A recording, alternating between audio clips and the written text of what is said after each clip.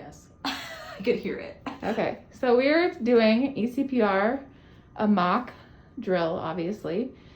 The page just went out for 202. CPR is being done as we speak, and we are going to blood prime our circuit here.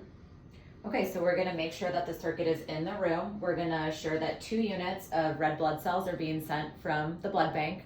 Yep. Charge nurse is calling the blood bank. The ECMO pump is in place in the patient's room, and I'm going to make sure that it is being plugged into the red outlets by the staff that is helping me.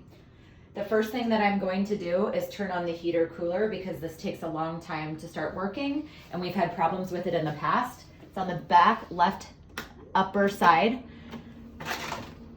We are going to set the temperature to 35 degrees because CPR is in progress. So we hold the set button down. I'm going to make sure that I have my bottle of sterile water. Open it.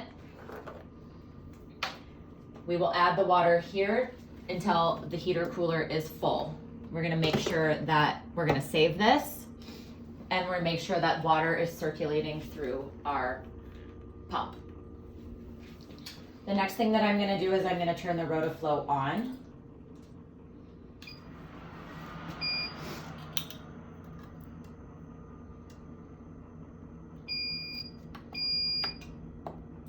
We're going to turn off the loud beeping, as that can get quite annoying, as everybody knows.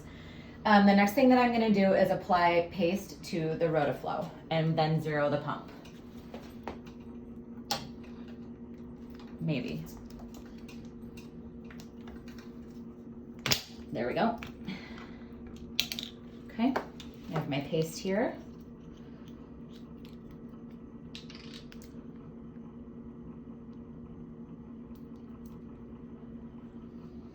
Make sure that we get underneath the lip there and get in place.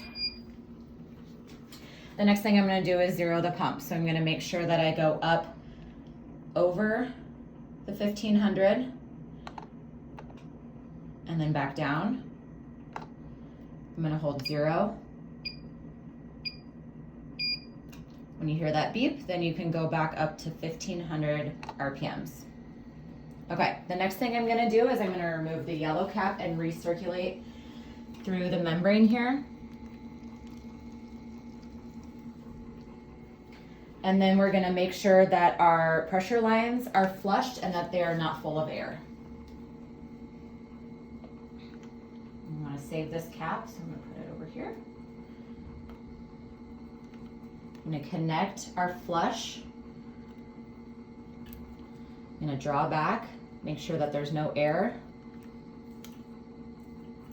And then you're going to flush. Sometimes you have to draw back multiple times to get the air bubbles out.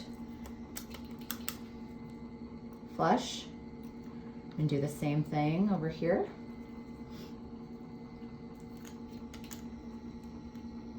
Flush. And then to 0, you go to a 45-degree angle. On your Philips monitor, you're going to go to the 0. When you go to 0, you're going to squeeze, hit 0, wait for the beep, put the cap back on. We're going to do the same thing over here.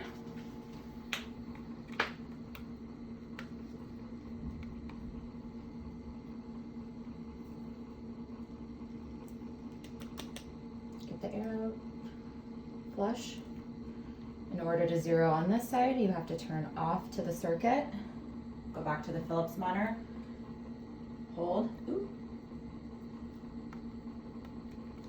And then 0. Okay. All right. You press pause.